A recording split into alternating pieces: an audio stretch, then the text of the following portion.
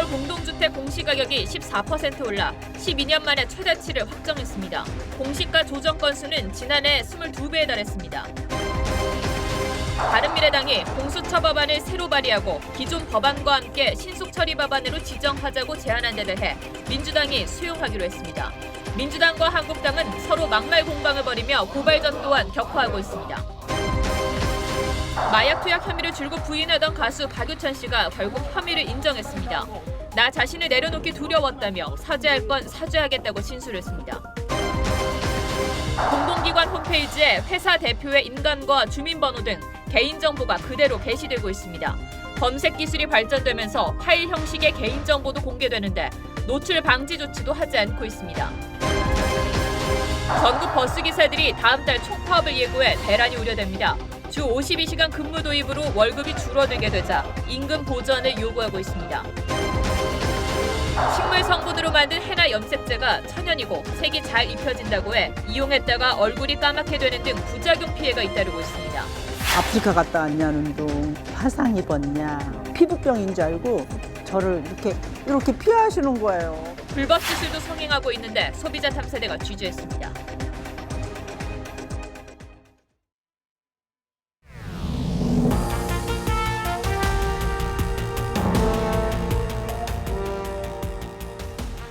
여러분 안녕하십니까? 뉴스9의 신동욱입니다. 집 가지신 분들의 세금 걱정이 또 커질 것 같습니다. 정부가 아파트 공시가를 발표했는데 서울은 평균 14%가 올랐습니다. 12년 만에 가장 많이 올랐다고 합니다. 특히 종합부동산세 대상이 되는 9억 원 이상 아파트가 50% 이상 늘었습니다. 먼저 임유진 기자가 보도합니다.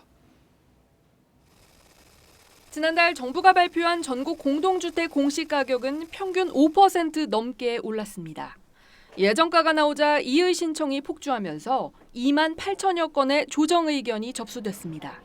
지난해보다 무려 22배나 폭증한 수치입니다.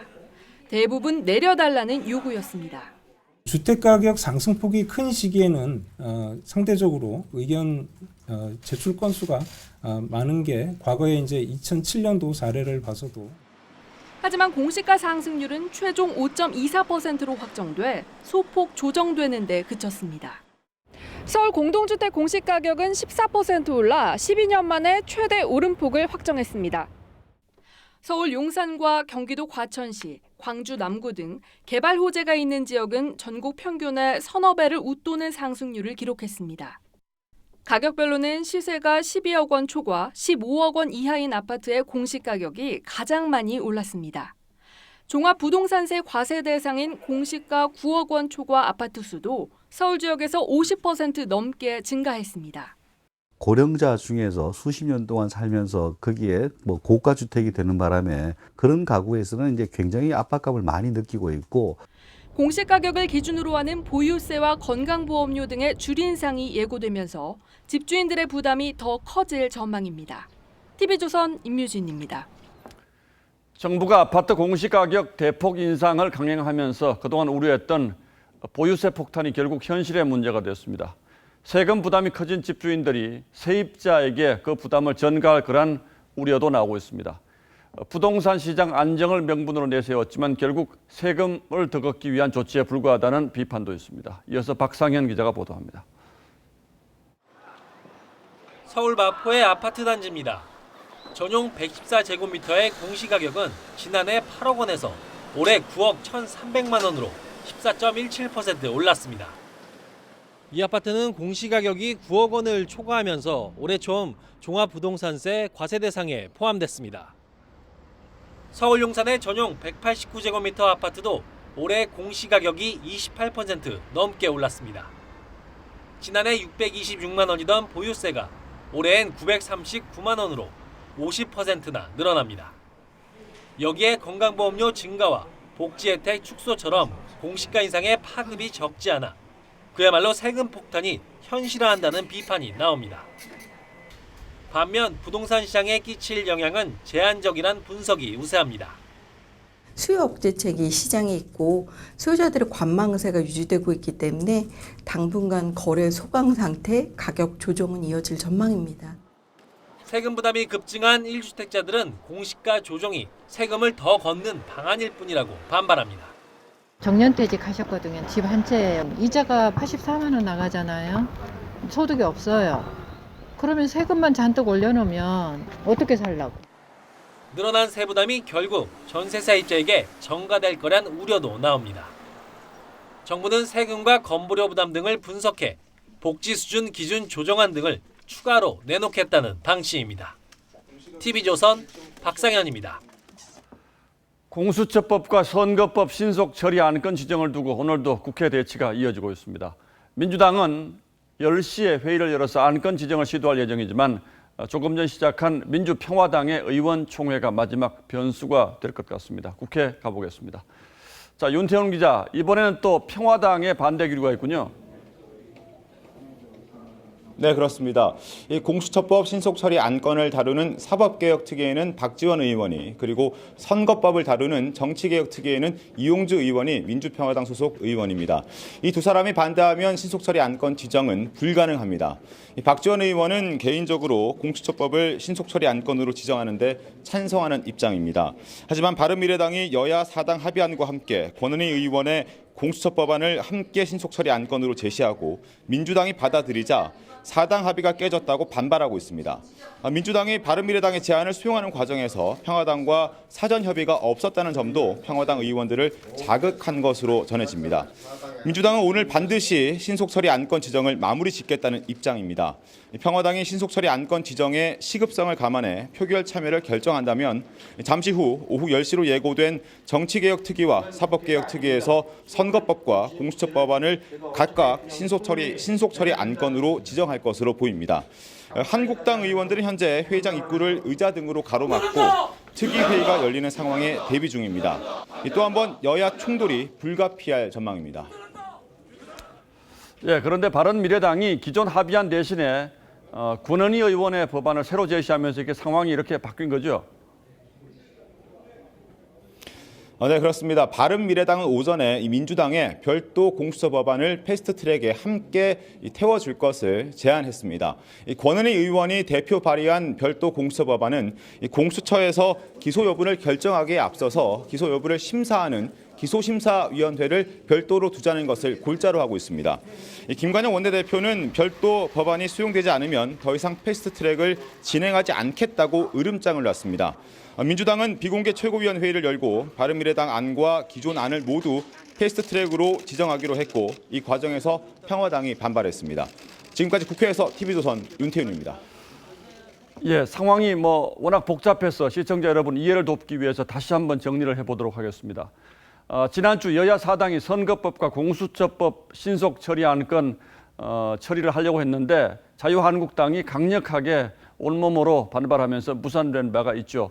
그러자 법안 처리에 중요한 키를 쥐고 있는 바른미래당의 권은희 의원이 오늘 새로운 공수처 법안을 내놨습니다. 그래서 현재 두 가지의 공수처법이 사법개혁특위에 올라와 있는 셈인데 이걸 가지고 민주당 등 여야 사당이 다시 한번 처리를 시도해 보겠다는 겁니다. 잠시 뒤 밤 10시로 예정돼 있죠.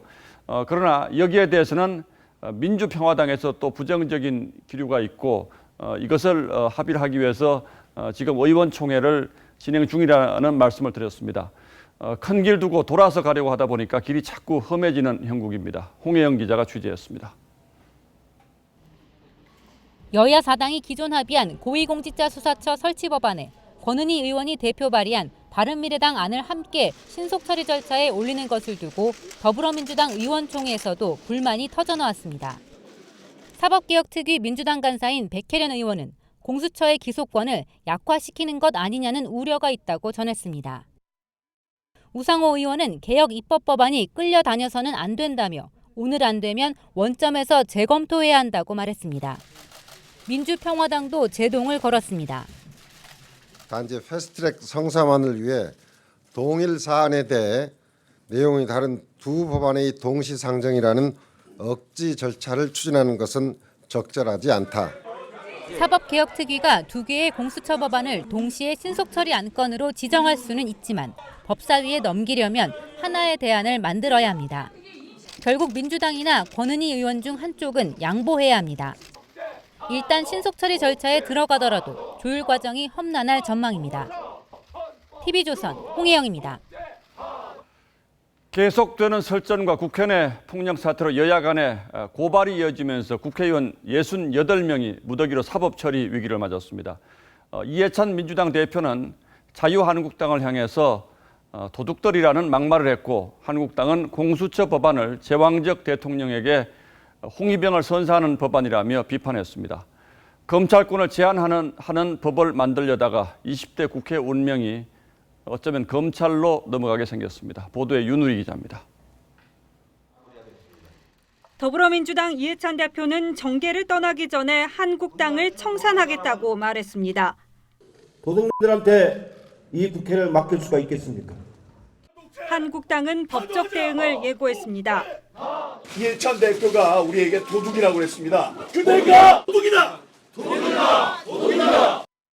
이 대표는 직접 체증한 사진이 30장이라며 직접 고발인이 되겠다고 말했습니다. 홍영표 대표도 가세했습니다. 수십 년간 특권과 기득권에 안주해왔던 반개혁 정당의 난동 때문에 한국당은 고발당한 의원을 끝까지 지키겠다고 다짐했습니다. 고발당한 분 지켜내도록 하겠습니다. 저부터 먼저 짓밟히겠습니다. 나경원 원내대표는 공수처법이 홍위병을 만든다고 주장했습니다. 홍위병까지 선사할 공수처법은 한마디로 부패 척결의 칼이 아닌 정치 보복의 칼입니다.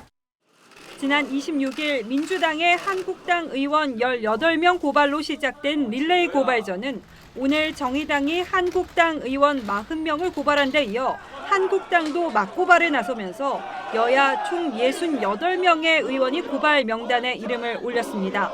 TV조선 윤율입니다. 신속 처리 안건을 둘러싼 여야의 대치가 청와대 국민청원 게시판으로도 옮겨붙었습니다. 자유한국당을 해산시켜달라는 청원에 수십만 명이 서명했고, 이에 대응해 민주당 해산 청원도 올라왔는데 이게 과연 청와대가 대답할 수 있는 내용인지 따져보도록 하겠습니다. 자, 강동훈 기자, 한국당 해산 청원이 먼저 올라왔죠. 몇 명이나 지금 서명에 참여를 했습니까? 그러니까 오늘 하루 종일 청와대 청원 게시판 접속이 잘 안 될 정도로 굉장히 열기가 뜨거웠습니다. 오후 8시 기준으로요, 한국당을 해산시켜달라는 청원은 50만 명 이상의 동의를 받았고요. 민주당 해산 청원은 3만 명 이상의 동의를 한 상태입니다. 일단 숫자상으로만 보면 자유한국당 해산시켜달라는 사람이 훨씬 많은 것 같은데, 일단 20만 명 넘으면 청와대나 정부가 대답을 하게 돼 있지 않습니까? 그렇습니다. 그러나 이건 뭐 본질적으로 정부가 대답할 수 있는 내용은 아니죠? 그렇습니다. 청와대 청원의 숫자가 많다고 해서 이 청와대가 정당을 해산시킬 수는 없습니다. 이 정당 해산은요, 이 어떤 정당의 목적이나 활동이 민주적인 기본 질서에 위배될 때 이 헌법재판소의 고유 권한 중 하나인 정당 해산 심판을 통해 이루어지는데요. 자, 그런데 지금 50만 명 이상의 동의를 받은 이 청원글을 볼 때 과연 한국당이 민주적인 기본 질서를 위배했는지 뚜렷하게 나와 있지는 않습니다. 그렇다면 뭐 청와대가 대답할 수 있는 내용이 아닐 텐데 이런 형태의 청원들이 많지 않습니까? 이건 어떻게 봐야 합니까, 그럼? 그러니까 이 국민청원의 취지는요, 이 정책의 제안을 국민들이 한다든지 아니면 국민 저마다의 억울한 이야기를 들어주는 현대판 신문고 역할인데요. 자, 이번 정당 해산건처럼 이 청와대의 권한을 넘어서는 정치 투쟁의 장으로 변질되는 것은 바람직하지 않다는 지적이 나오고 있습니다. 자, 특히 국회에서의 싸움이 청와대로 옮겨간다는 점에서 문제라는 건데요. 자, 쇼트트랙 김보름 선수 왕따 논란이나 이수혁 폭행 사건 등과 같이 잘못된 사실이 마치 사실인 것처럼 변질되고 또 사회적인 갈등을 부추길 가능성도 있다는 겁니다. 전문가 이야기 한번 들어보시죠. 무슨 문제만 있어도 대통령한테 달려가는 거 아니에요. 지금이 왕조 시대가 아니지 않습니까? 모든 것들이 사실은 자기가 맡은 영역이 있고 이런 식으로 해가지고 될 수 있는 부분 아니에요. 이런 문제는 청와대가 대답할 수 있는 것도 아닌데 자유한국당 해산 청원에 동참한 사람들이 압도적으로 더 많기 때문에 자유한국당이 잘못했다고 생각하는 사람들이 훨씬 더 많은 것처럼 비춰지는 것, 이런 것들도 역시 여론 왜곡이 될 수 있다, 이런 얘기가 되겠죠. 자, 그런데 지금까지 청와대가 답한 건수는 몇 건이나 됩니까? 그러니까 지금까지 한 92건 정도가 되고 있습니다. 이 몰카 범죄 대책 등 이 정부가 AS에 나선 정책들도 있지만 이 정치 부분 같은 경우는 뭐 김경수 지사를 판결한 판사를 전원 사퇴시켜라라든지 국회의원 급여를 최저 시급으로 주라 뭐 이런 내용들이어서 대부분 받아들여지지가 않았습니다. 예, 국민들이 어떤 생각을 하고 있는지를 알 수 있게 해주는 순기능이 많긴 합니다만 이 국민청원 게시판에 부작용이 또 적지 않기 때문에 이거에 대한 근본적인 대책 생각해 볼 때가 된 것 같습니다. 예, 강동원 기자 잘 들었습니다.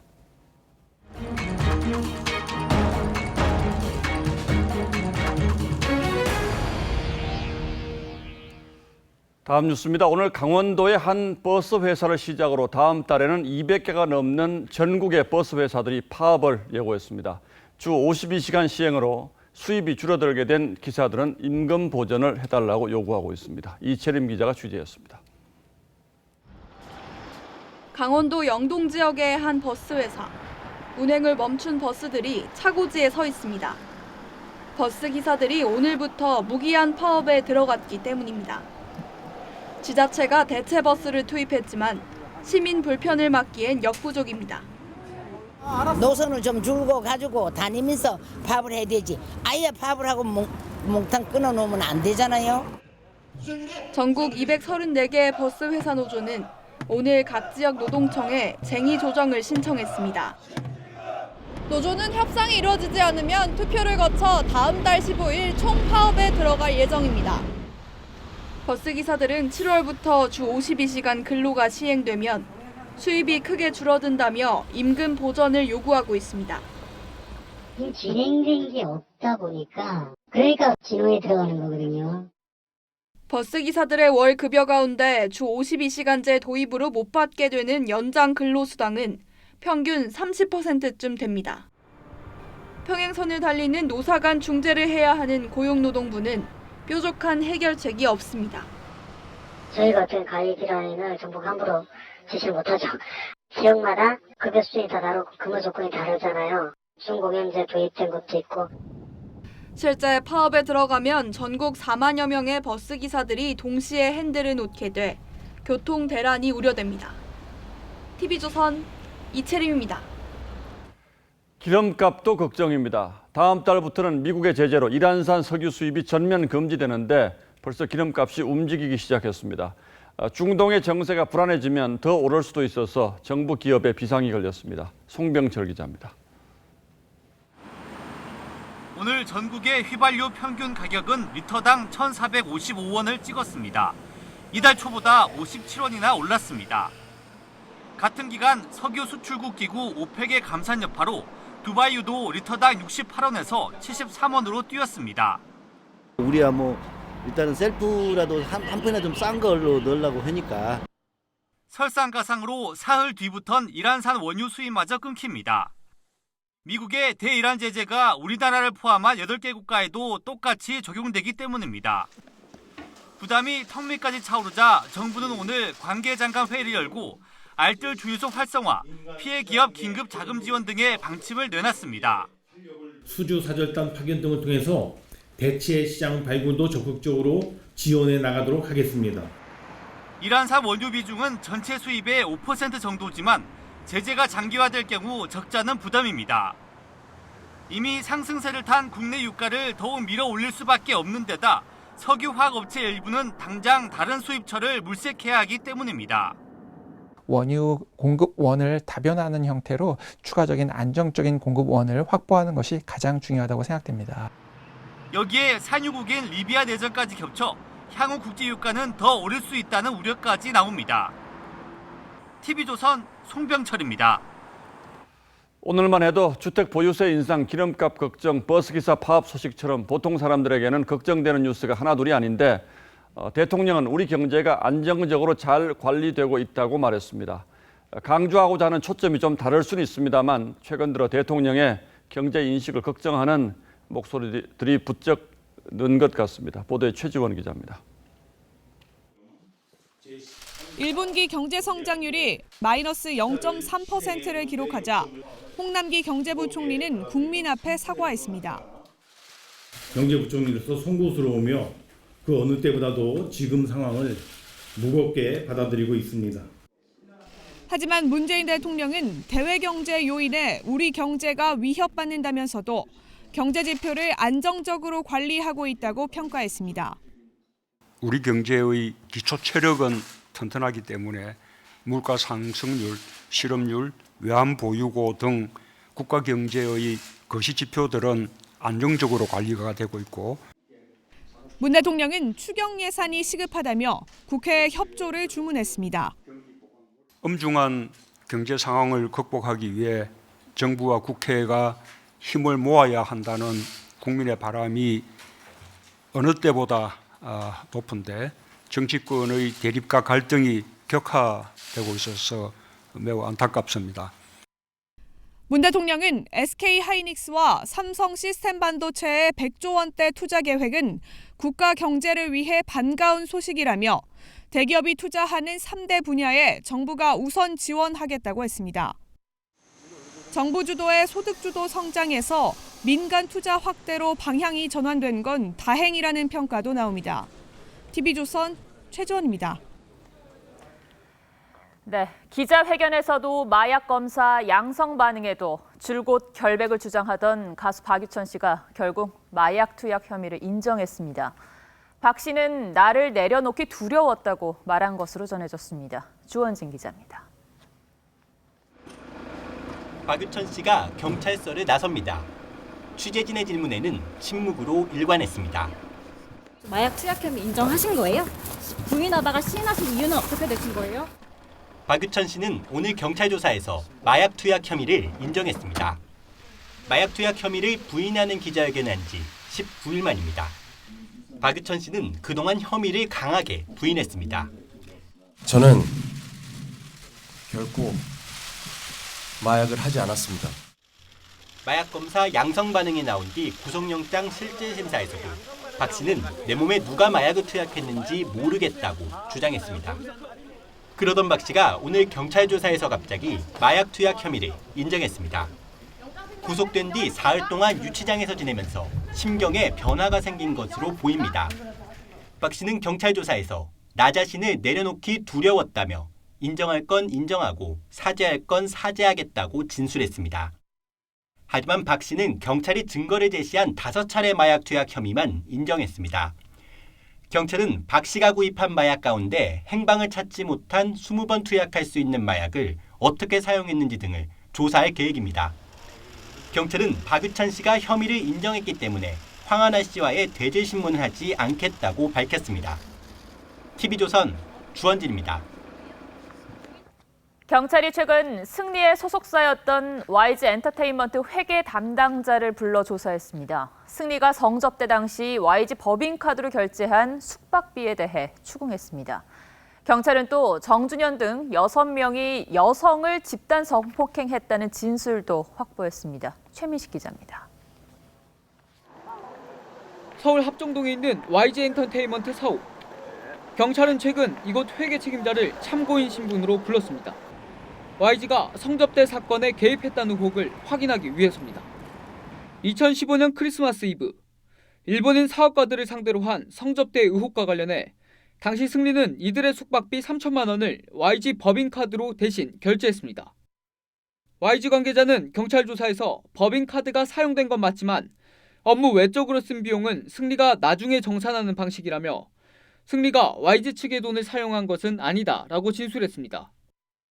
경찰은 사실관계를 확인하기 위해 YG 측에 회계자료 이미 제출을 요청했습니다. 경찰은 승리의 성접대 사건에 대해 사실관계가 거의 다 나왔다며 조만간 구속영장을 신청할 방침이라고 밝혔습니다. 가수 정준영이 지인들과 함께 여성들을 집단 성폭행한 사건에 대해서도 수사가 계속되고 있습니다. 경찰은 최근 정 씨 등을 고소한 피해자 조사를 마치고 단체 대화방에 있던 6명을 피의자로 특정한 뒤 차례로 소환하고 있습니다. 연예인 등 클럽 VIP들이 단체 대화방에서 불법 촬영물을 돌려받다는 의혹에 대해서도 해당 남성의 휴대전화를 확보해 분석하고 있습니다. TV조선 최민식입니다. 여중생인 의붓딸을 살해하고 시신까지 유기한 30대 남성이 경찰에 붙잡혔습니다. 의붓딸이 자신에게 성추행을 당했다고 주장하자 이 같은 범행을 저질렀습니다. 박건우 기자입니다. 광주의 한 저수지입니다. 경찰 통제선이 쳐졌고 잠수팀이 저수지 물속을 수색합니다. 어제 낮 3시쯤 이 저수지에서 13살 중학생 A양이 숨진 채 발견됐습니다. 경찰이 A양의 부모에게 연락했고 3시간 뒤쯤 위리부 아버지 31살 김모 씨가 경찰에 자수했습니다. 김 씨는 성추행 여부를 놓고 숨진 A양과 갈등을 빚어왔습니다.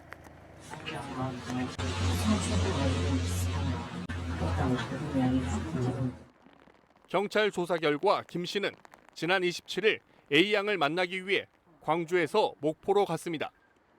자신의 차에 태운 뒤 성추행 문제로 다툰 것으로 알려졌습니다. 김 씨는 A양을 살해한 뒤 이 저수지에 시신을 유기했습니다. 김 씨는 경찰 조사에서 A양과 다투다 홧김에 살해했다고 주장했지만 경찰은 계획 범죄 가능성을 조사하고 있습니다. 트렁크에 있었다는데 이제 이걸 위해서 준비를 한 건지 뭐. 경찰은 숨진 A양의 친어머니가 김 씨의 범행 사실을 미리 알고 있었는지도 조사하고 있습니다. TV조선 박건우입니다. 오늘 새벽 서울 강서구에서 한 50대 남성이 자신이 살고 있는 아파트 주변에 주차된 차량들에 불을 질렀습니다. 어제는 또 다세대 주택에서 차량 3대가 불에 타는 일이 있었습니다. 성민혁 기자가 보도합니다. 한 남성이 주차된 차량에 다가가자 곧이어 섬광이 번쩍입니다. 남성은 급히 자리를 떠나고 차는 연기에 휩싸이더니 순식간에 시뻘건 불길이 치솟습니다. 오늘 새벽 2시쯤 서울 강서구의 한 오피스텔 앞에서 54살 남성 김모 씨가 휘발유를 차에 뿌려 불을 질렀습니다. 김 씨는 오피스텔 주차장에서 불을 지르기 직전엔 자신이 거주하는 이곳 아파트 주차장에서도 차량에 불을 냈습니다. 불이 옆 차들로 번지면서 반경 150m 안에서 차량 4대가 불에 탔습니다. 내다 보니까 이렇게 밝게 붙여놓고 새벽에 불에 뜨는 것 같아요. 범행 뒤 2시간쯤 거리를 배회하다 경찰에 붙잡힌 김 씨는 범행 동기에 대해 입을 닫고 있습니다. 술 냄새가 좀 났어요. 뭐 기억이 나지 않는다는 얘기도 있었고요. 앞서 어제 새벽엔 서울 중랑구의 한 다세대 주택에서 방화로 추정되는 불이나 차량 3대가 불에 타고 주민 17명이 대피했습니다. 현장에선 추워서 불을 지폈다고 주장하는 20대와 10대가 붙잡혔습니다. 동영상을 보면 불에 옮겨 붙을 수도 있겠다는 미끄적 오해가 있으니까 경찰은 2사람을 긴급 체포하고 정확한 범행 경위를 조사하고 있습니다. TV조선 성민혁입니다.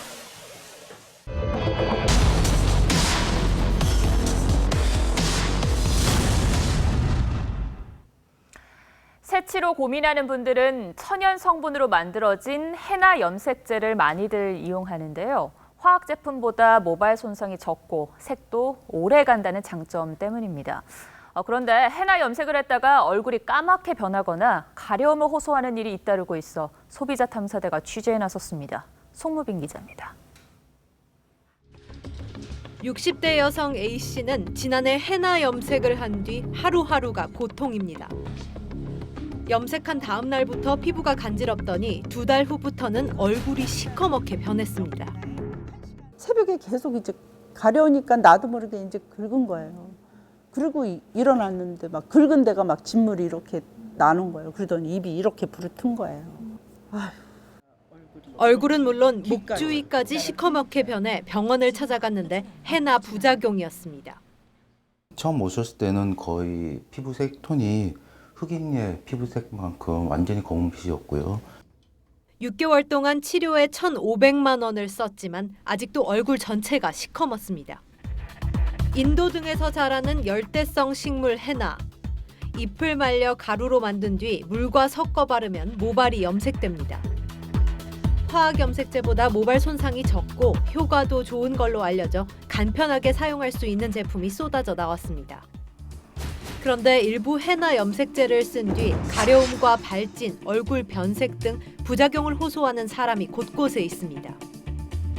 피부가 검게 변하는 건 헤나의 대표적인 부작용인 릴 흑색증. 헤나 염색에 의한 릴 흑색증은 축적되면서 점차 색소 침착이 생기는 병입니다. 해나 부작용은 개인마다 차이가 있는 등 아직 정확한 원인이 밝혀지지 않았지만 제품 속 화학 성분이 문제일 가능성도 제기됩니다. 천연 해나만으론 검정색을 내기 어려워 화학 물질을 첨가한 제품이 많다는 겁니다. 해나 자체로만 했을 때는 거의 주황색이나 붉은색 정도의 색깔이 이제 나오게 되는데 검은색이 진하게 나오기 위해서는 반드시 화학 다른 거를 첨가돼야지 됩니다. 식품의약품안전처가 해나 부작용이 접수된 염색제 28개를 검사했더니 21개가 해나 함량이 부족하거나 세균이 기준을 초과했습니다. 해나가 주성분인데 이게 90% 안 나왔다는 거예요. 다른 걸로 대체될 수도 있고. 또 다른 문제는 이런 부작용 위험에도 해나 염색이 상당수 불법 업소에서 이루어진다는 겁니다. 이런 찜질방에서도 불법으로 해나 염색 시술이 이루어진다고 합니다. 여긴 괜찮아요? 흡수 체질이면 우리가 피할 수는 없는 거고. 해나 부작용 피해는 올 들어 매달 60건꼴로 한국소비자원에 접수되고 있습니다. 부작용이 생기면 개인적으로 업체에 직접 피해 보상을 요구할 수 있지만 제품과 부작용 간의 인과관계가 명확히 드러나지 않으면 그마저 쉽지 않습니다. 가끔 고객하고 상담을 드리는 부분이 있을 수는 있겠지만 인터뷰는 하진 않거든요. 집단 피해자에 대해서 언론 취재는 응하지 않으시는 건가요? 네, 죄송합니다. 피해자는 계속 느는데 올해 정부 단속에 적발된 불법 해나 업소는 전국에서 11곳뿐입니다. 자꾸 사람을 기피하게 되고 아프리카 갔다 왔냐는 둥 화상 입었냐 피부병인 줄 알고 저를 이렇게 피하시는 거예요. 소비자 탐사대였습니다. 예, 다음 뉴스입니다. 알 수 없는 번호로 하루에도 여러 통씩 전화가 걸려오곤 하는데 도대체 내 개인정보가 어떻게 어디서 새고 있을까 걱정하는 분들이 많습니다. 그런데 공공기관 홈페이지만 보더라도 새는 개인정보가 만만치 않습니다. 주민등록번호에서부터 인감증명서까지 그대로 노출된다고 하는데 그 실태를 먼저 윤재민 기자가 고발하겠습니다. 서울의 한 도로 확장 공사 현장. 한 중견 건설업체가 조달청과 계약을 맺고 착공한 곳입니다. 공공사업이라 서울시 건설알림이에 공사 내역 등이 공개돼 있습니다. 그런데 업체 대표이사의 인감증명서가 그대로 노출된 계약서 원본이 발견됩니다. 개인정보보호법상 암호화하거나 가려야만 하는 주민등록번호 뒷자리도 있습니다. 어떻게 된 일인지 서울시를 찾아가 봤습니다. 관련 부서에서 지금 잘못 올린 걸로 보이거든요. 그거 원래 올라가면 안 되는 거 아니에요? 네, 맞죠. 농어촌공사 홈페이지엔 국내 100대 기업 중 한 곳의 법인 인감증명서가 올라와 있고 전임 대표이사 주민번호도 고스란히 적혀 있습니다. 만약에 이런 게 되는 거 알았으면 난리 났을 거예요. 거의 담당자도 신경 써서 쓸 것 같은데. 행안부 조사를 보면 2011년부터 6년 동안 공공기관 홈페이지에서 새어나간 개인정보는 무려 80만 건. 지금도 여러 공공기관 홈페이지엔 주민등록번호와 여권번호, 사진과 주소, 경력까지 쉽게 찾을 수 있습니다. 이 개인정보 문서들은 우리 눈엔 글자로 보이지만 컴퓨터가 글자로 인식하지 못하는 PDF 그림 파일입니다. 공공기관 홈페이지 관리자들은 그림 파일 속 개인정보를 따로 걸러낼 방법이 없어 피해자의 민원이 접수돼야만 노출된 개인정보를 가려주는 실정입니다. TV조선 윤재민입니다. 예, 조금 전 본 그 상황이 내일이라면 정말 끔찍하고 심각한 일이죠. 그런데 우리 공공기관에서 사용하는 보안 프로그램에 문제가 있습니다. 실제로 인터넷상에서 어떻게 검색이 이루어지고 또 어디가 뚫려 있는 건지 구민성 기자가 취재했습니다. 구글 등 검색 엔진에서 몇 가지 검색어만 입력하면 어렵지 않게 개인정보가 담긴 PDF 파일을 찾을 수 있습니다. 그림 파일에서 글자를 뽑아내는 OCR 기술이 적용돼 있기 때문입니다. 어떤 특정한 글자가 이루는 그런 패턴과 비슷하다 그러면은 데이터베이스에서 찾아내서 이게 최종적으로 어떤 글자와 유사하다라는 거죠. 해당 기술로 직접 글자를 추출해봤습니다. 한 사회복지법인의 회의록인데 왼쪽 그림 파일에서 오른쪽 텍스트 파일로 수십 개의 주민등록번호를 순식간에 뽑아냅니다. OCR 기술을 이용하면 거꾸로 이미지 파일에서 개인정보를 확인하고 이를 걸러내 유출을 막을 수 있습니다. 그런데 국내 공공기관 홈페이지는 텍스트 형태의 개인정보만 인식합니다. 검색 엔진에서도 쉽게 찾아지는 그림 파일에 담긴 개인정보인데 이를 걸러낼 수 있는 곳은 아직 한 곳도 없습니다. 공공기관 홈페이지 운영 규범에 기술적 보호 조치를 이행해야 된다고 명시돼 있지만 어떠한 조치도 이루어지지 않은 겁니다. 이미지, 사진 이런 데 있는 개인정보들에 대해서 이제 차단치를 같이 하고 있는데 그건 아니고 중요하신 거죠? 저희들은 그렇습니다. 그림 파일 속 개인정보가 보호 대상의 사각지대에 놓여 있습니다. TV조선 구민성입니다. 지리산 천은사가 32년 만에 관람료를 폐지했습니다. 그동안 이곳은 절에 가지 않고 산만 오르내리는데도 자신들의 사유지라는 이유로 등산로 입구에서 돈을 받아 통행세 논란이 이어져 왔습니다. 사실 천은사뿐만은 아닙니다. 다른 국립공원의 사찰 통행세 문제도 여전한데요. 이를 계기로 해결될 수 있을지 오늘의 포커스에서 짚어봤습니다. 걸어서 올라가는 등산로도 아닙니다. 지리산 성삼재까지 차로 도로를 지나기만 하는데도 사람 수만큼 차 안에서 천은사 관람료를 내야 했습니다. 세 명인데? 세 분이요? 4,800원입니다. 항의를 하면 야단만 맞고 그럼 돈 안 내면 못 지나가요? 안 내고 지나가시면 안 되는 거죠. 질문을 그렇게 하시면 안 되는 겁니다. 붉은 단풍 보러 왔다 얼굴 붉히기 일쑤였죠. 지나가는 분도 그런 거 아니에요? 좋은 문화를 들리게 되고요. 2013년 법원은 천은사에 가지 않는 사람들에게까지 돈을 걷는 건 불법이라 판결까지 했지만 민사소송으로 일종의 부당이득을 보고 있다라는 식으로 손해배상 청구를 했던 겁니다. 이런 불법 징수는 끊이지 않았죠. 절에서도 할 말은 있습니다. 관계로 도로를 낸 거예요. 남 사유지에다가. 절 입장에서는 보상을 해서 억울하니까. 높아진 원성에 사찰 측도 양보를 했습니다. 사찰 땅은 팔지 않는 게 원칙임에도 도로로 편입된 땅을 전라남도에 팔고 국립공원 관리공단 등은 천은사 방문객이 많아지도록 탐방로 등을 정비해주는 조건으로 관람료를 폐지한 겁니다. 다른 사찰들은 어떨까요? 오늘 올라가 본 계룡산의 동학사. 관람료는 사찰 입구가 아닌 약 1km 떨어진 등산로 앞에서 지급해야 합니다. 동학사 측은 그러나 천은사하고는 사정이 다르다고 설명합니다.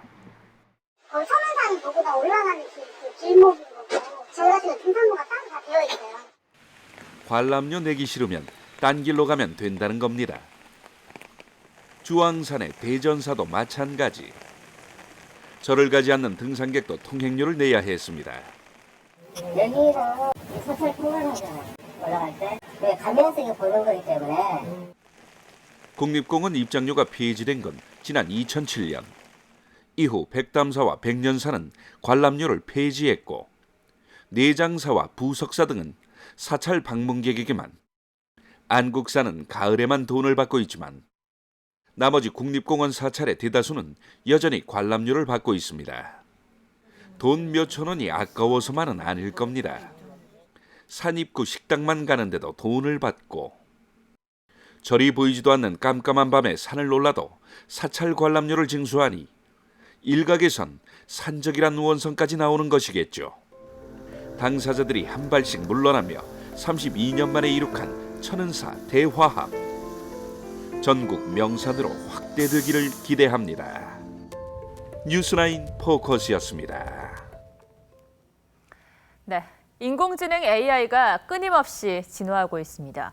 그동안은 그저 대화하는 정도에 그쳤다면 이제는 화면까지 장착해서 보고 듣고 말하고가 가능해졌습니다. 그럼 우리 일상은 어떻게 달라질 수 있는지 정준영 기자가 취재했습니다. 일반 태블릿 PC처럼 보이지만 오늘 날씨 알려줘. 미세먼지, 초미세먼지, 농도. 말을 걸면 척척 답을 합니다. 화면이 달린 인공지능 스피커입니다. TV 시청, 최신 정보 검색은 기본, 샘플 문장을 녹음해두면 내 목소리로 이야기도 해줍니다. 내 목소리 동화 실행해줘. 엄마가 예준이에게 들려주는 동화입니다. 음성 기반의 AI 스피커 시장이 성장하면서 화면을 달아 차별화한 보이는 AI 스피커 출시가 줄이고 있습니다. 단말과 서비스를 지속 고도화하여 나만의 AI TV 시대를 주도해갈 생각입니다. 보고, 듣고, 대화까지 할 수 있는 똑똑한 인공지능 스피커 개발에 이통 3사가 모두 뛰어들었습니다. SK텔레콤은 어린이들이 좋아하는 내용물을 앞세웠고 LG U+도 1인 가구를 겨냥해 TV와 AI 스피커 일체형 제품을 선보였습니다. 아마존과 구글 등 대형 IT 기업들도 화면 일체형 AI 스피커 출시에 나서고 있습니다. 전 세계 AI 스피커 판매량은 지난해 8,620만 대에서 내년엔 2억 2,500만 대로 늘어날 전망입니다. 여기에 보이는 기능까지 더해지면서 인공지능 스피커 시장의 성장 속도는 더욱 빨라질 전망입니다. TV조선 정준영입니다. 만화 그리기에 푹 빠진 할머니들이 있습니다. 취미로 시작했지만 이제는 책도 내고 봉사활동까지 나선 이 할머니들의 평균 나이는 72세인데요. 이루라 기자가 만나봤습니다. 선생님께 경례. 안녕하세요. 머리 희끗한 할머니들이 꺼내든 건 손수 그린 만화. 선생님 얼굴부터. 이거 저 닮았어요? 네. 저 닮았어요? 유명 방송인, 서양 배우, 미국 트럼프 대통령의 캐리커처까지. 파스텔로? 네. 손으로 문질렀어요? 그렇죠. 실력이 수준급입니다. 할머니들의 만화 사랑은 몇 년 전 우연히 참석했던 복지관 수업에서 시작됐습니다. 20명 중에 7분이 제 바지를 붙잡으면서 수업은 끝났지만 계속 만화 수업을 듣고 싶어요. 요청을 하셔가지고. 그래서 탄생한 7명의 모임 누나스. 평균 나이 72세지만 일상을 만화로 담은 책도 내고 캐리커처 봉사활동까지 나가는 등 젊은이들 열정 못지 않습니다. 만화를 하면은 자기가 상상하고 뭐 얼마든지 할 수 있는 거를 다 그려낼 수 있는 거예요. 그 점이 굉장히 좋더라고요. 그림을 그리다가 잠시 추억에 빠지면 행복이 무엇인지 이제야 알았어요. 어느새 다 같이 흥얼거리게 됩니다. 이제는 만화 자서전을 통해 삶을 기록하고 싶다는 할머니들. 손이 스치는 곳마다 머리 희끗한 누나들의 꿈이 하나 둘씩 이루어집니다. TV조선 이루랍니다.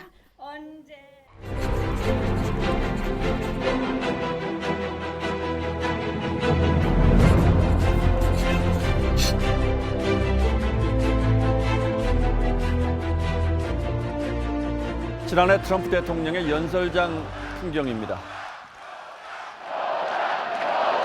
지지자들이 노벨을 연호하자 트럼프 대통령이 흐뭇한 표정을 짓습니다. That's very nice. Thank you. 예, 노벨상 욕심을 공공연히 드러내온 트럼프 대통령이 얼마 전 아베 일본 총리가 자신을 노벨상 후보로 추천했다고 밝혔습니다. Prime Minister Abe of Japan gave me the most beautiful copy of a letter that he sent to the people who give out a thing called the Nobel Prize.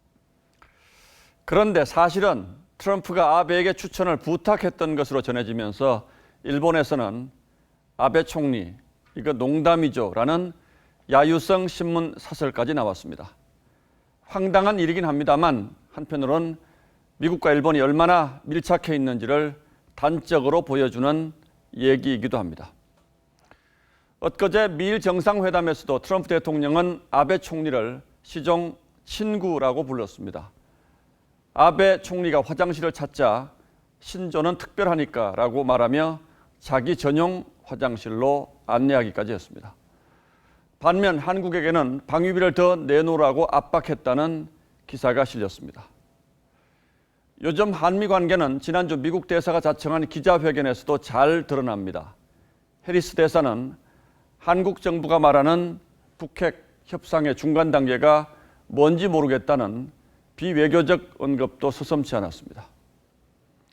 비핵화 협상이 교착 상태에 빠진 가운데 지난주에만 미일뿐 아니라 북러, 중러 정상회담이 잇따라 열렸습니다. 일본은 중국, 러시아하고도 급속히 밀착하고 있습니다. 시진핑 주석은 우길기를 타고 온 일본 군함을 사열했습니다. 반면 한국의 동북아 4강 외교는 멈춘 것이나 다름없습니다. 미국과는 갈수록 틈이 벌어지고 일본과는 회복하기 어려운 관계로 치닫고 있습니다. 그리고 북한에게 마저 외면당해 판문점 선언 1주년 행사는 반쪽으로 치러졌습니다. 북한은 도리어 우리 정부에게 자중자숙하라고 으름장을 놨습니다. 한반도 평화는 남북 관계만 잘한다고 찾아오지 않습니다. 우리는 역사적으로 끊임없이 주변국들과 갈등하고 타협하고 또 주기적으로 전쟁의 소용돌이를 겪었습니다.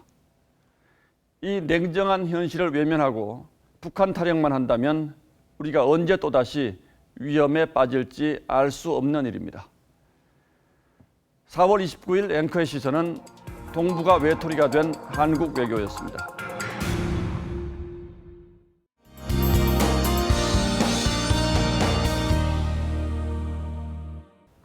벌써 5월을 코앞에 두고 있는데요. 곳곳에 비가 내리면서 쌀쌀한 날씨를 보이고 있습니다. 비는 오늘 밤에 대부분 그치겠고요. 영남 동해안과 제주는 내일 아침까지 이어지겠습니다. 내일은 오늘과 상반되는 날씨가 전망됩니다. 낮 기온이 서울과 대전 23도 등 대부분 지역 20도를 웃돌겠고요. 기온이 크게 올라서 다소 덥게도 느껴지겠습니다. 낮과 밤의 기온차가 10도 이상 큰 날들이 이어지고 있습니다. 이런 날씨는 면역력을 떨어뜨리기 쉬운데요. 당분간 번거로우시더라도 아침 저녁에는 체온 유지할 수 있는 겉옷에 신경 쓰시기 바랍니다. 내일도 미세먼지 농도 좋음과 보통으로 대기질은 깨끗하겠고요. 5월 첫날인 수요일에도 전국에 비 예보가 들어 있습니다. 세차는 잠시 미뤄두셨다가 수요일 이후로 해주시는 게 좋겠습니다. 이번 주 낮 기온 20도를 웃돌며 대체로 따스하겠습니다. 날씨였습니다. 월요일 뉴스9 여기서 모두 마치겠습니다. 시청해 주셔서 고맙습니다.